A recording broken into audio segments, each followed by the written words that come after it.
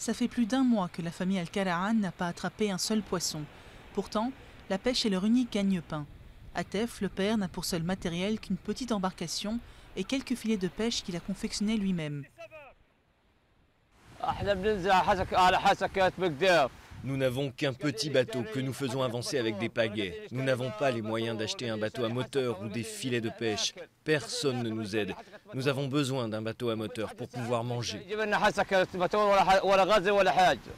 Le blocus imposé par Israël en 2007 par sanction contre le Hamas, le mouvement islamiste au pouvoir dans la bande de Gaza, rend la pêche encore plus difficile.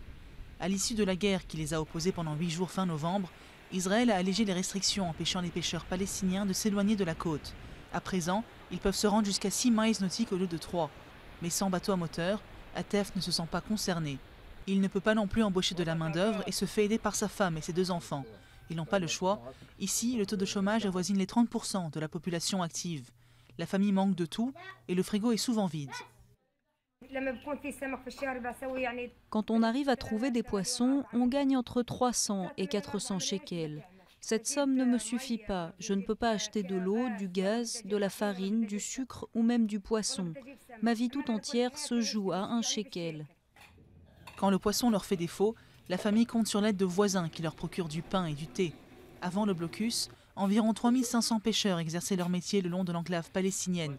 Depuis, leur nombre ne cesse de diminuer et leur activité souffre d'un autre problème, la pollution causée par les eaux usées qui se déversent sur la côte. Résultat, la bande de Gaza importe de plus en plus de poissons, notamment d'Israël et d'Égypte.